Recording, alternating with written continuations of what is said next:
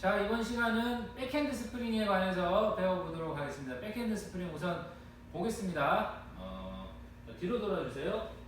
자, 백핸드 스프링 한번 해주세요. 시작. 자, 다음 이쪽 보고 서주세요. 한 걸음 뒤로 오세요. 자, 다른 각도에서 보겠습니다. 시작. 자, 다시 이쪽으로 오시고요. 이렇게 제자리에서 백핸드 하는 동작이고요. 요거는 우리가 배웠던 측전 중에 두 발로 착지하는 측전이 있다고 말씀을 드렸는데 뒤쪽으로 가세요.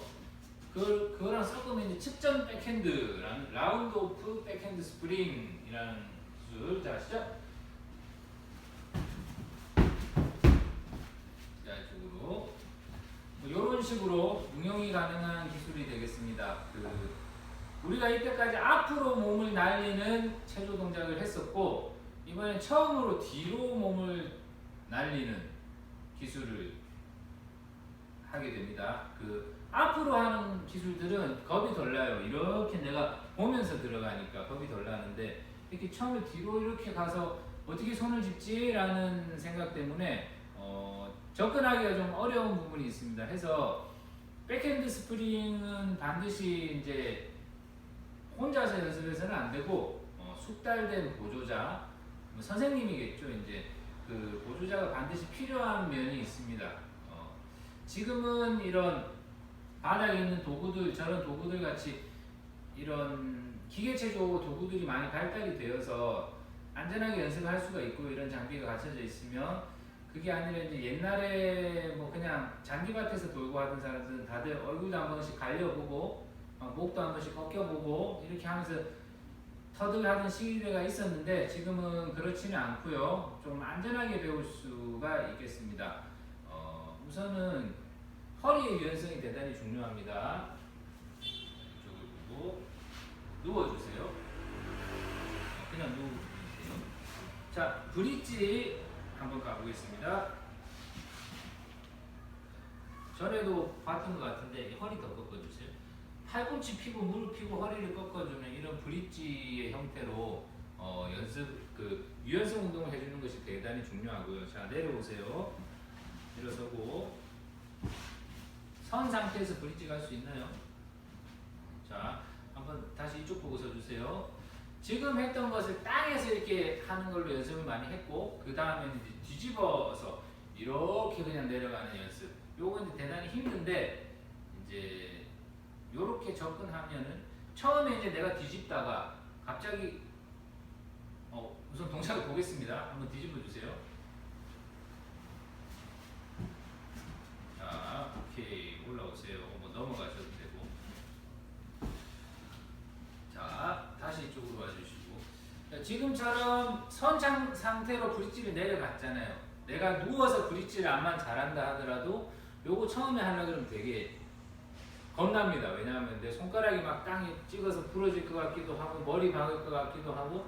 그래서 요때 반드시 보조자가 필요하게 되고요. 그때는 이제 하게 되는 사람 만세를 시켜주시고, 허리에 하나, 등에 하나, 두 개 잡아주시고, 천천히 손을 향해서 누워주면 됩니다. 누워주세요. 천천히 고개 까면서, 고개 까고, 손 가고, 자, 이런 식으로 짚히는.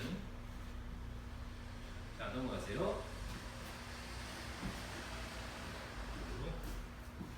이렇게. 자, 다시 앞에 봐주세요. 자, 이런 식으로 넘어가는 연습을 해주시면 내가 몸을 뒤집어서 땅에 손을 짚는 이 행위 자체가 처음에 대단히 힘이 드는데 겁이 나고, 그런 것들을 좀 안전하게 접근할 수가 있습니다. 근데 이제 요것도 처음에 반드시 쿠션 깔고 하셔야 됩니다. 그리고 잡는 사람은 반드시 숙달돼야 돼요.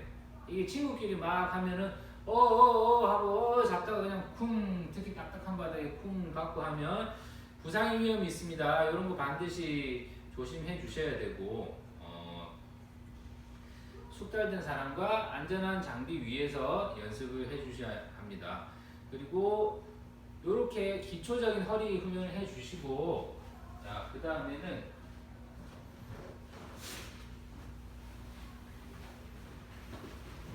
자, 이쪽으로 와주세요. 저를 보고 써주세요. 자, 집에 이런 게 있을 리가 없겠죠? 있을 리가 없고, 요거는 이제 전문적인 기계 체조를 위한 장비이기 때문에 집에 있을 리는 없지만 이런 식으로 연습을 한다라는 정도만 생각해 주시면 되겠습니다. 여기서 우리가 이렇게 걸어 다니잖아요. 뒤로 뛰어가야 이렇게 뛰는데 백핸드 스프링은 하나 둘 하고 내 몸을 뒤로 이렇게 두 발로 점프를 뛰어야 됩니다. 이런 경우가 우리가 일상생활을 할 때 절대 없어요. 이런 경우가 오로지 백핸드 스프링을 할 때 제가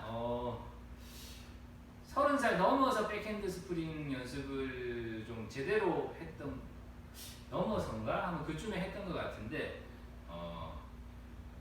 그동안 없었어요. 저는 운동을 하는 사람이었음에도 불구하고 이렇게 점프 뛸 일이 그 30년 가까운 세월 동안 없었던 걸로 기억을 합니다. 그래서 이제 이거 처음에 할 때는 당연히 잘 안 된다고 보시면 돼요. 왜? 내가 한 번도 안 해봤으니까.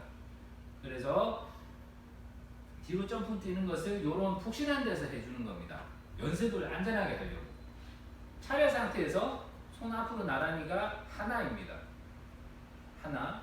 그 다음에 무릎을 구부리고 손을 뒤로 빼는 게 둘. 다시 한번. 하나, 둘이죠. 여기서 손이 앞으로 오면서 손이 내 눈앞을 지나갈 때부터 내 눈이 손을 따라갑니다. 이렇게 하면서 뒤로 점프를 딱 뜨는데 자 이렇게 뜨면 이렇게 뜨겠죠. 점프가 여기가 머리고 여기가 발입니다. 점프를 이렇게 뜬다기보다는 떠서 내 몸을 수평을 만들어서 뚝 떨어진다. 이런 느낌으로 여기 이런 데서 눕는 연습을 해주는 겁니다. 앞으로 조금만 나와주시고요.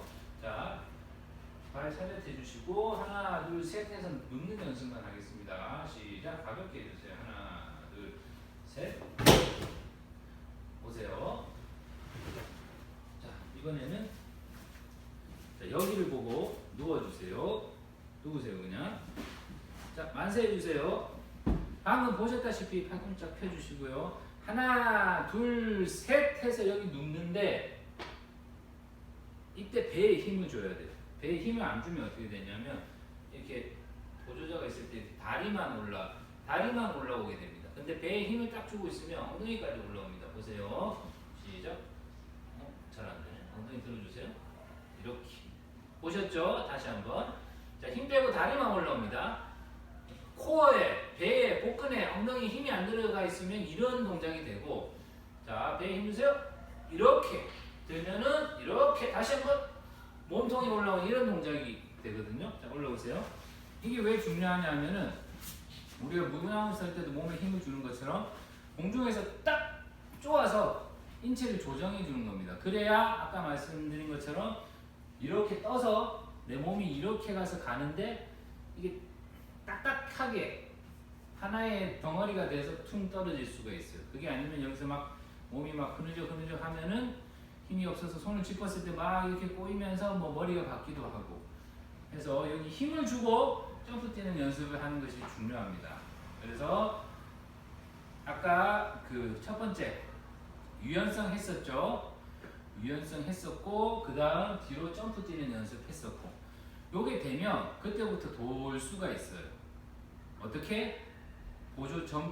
숙달된 전문가가 보조를 해주는 상태에서 처음에는 잘 안 돌아가기 때문에 보조자가 이렇게 잡아 던져줘야 됩니다. 자, 이쪽으로 백핸드 가겠습니다. 보조를 잘 하기 때문에 그냥 손만 대고 있을 건데 자, 손은 허리와 엉덩이를 넣어줘야 됩니다. 엉덩이가 넘어가지 않으면 백핸드 스프링이 되지 않기 때문에 땅에 박지 않게 받쳐주는 역할을 해주고 엉덩이를 들어 올리는 역할을 해주고 자, 백핸드 가세요. 시작. 이런 식으로 이제 보조를 받으면서 연습을 하게 되고 자, 다시 오세요. 그리고 반드시 푹신푹신한 곳에서 해주셔야 됩니다. 지금 배운 이런 동작의 과정을 거쳐서 안전하게 백핸드 스프링을 숙달할 수가 있고 반복해서 말씀드리지만 주의할 점, 백핸드 할 때 주의할 점 내가 뒤로 하는 건 처음이기 때문에 너무 무섭다. 그래서 내 마음대로 안 되기 때문에 숙달된 보조자와 안전한 쿠션이 있어야 된다. 그리고 보조를 받다가 언제 나 혼자 할 수 있느냐 본인한테 느낌이 옵니다. 어느 날 처음에 되게 무섭다가 이거 나 혼자 할 수 있을 것 같은데 라는 느낌이 올 때 지도자가 이 정도만 해도 되겠다라는 이야기와 이게 서로 맞아야 됩니다. 이게 합이 맞을 때 그때 혼자서 할 수 있겠습니다. 그래서 오늘 이런 방식을 통해서 우리가 백핸드 스프링을 안전하게 연습할 수 있습니다. 반드시 허리 유연성, 점프 뛰는 연습, 몸에 힘주는 연습, 보조받고 숙달된 사람한테 안전한 곳에서 착지할 수 있게 이렇게 연습을 해주시면 되겠습니다.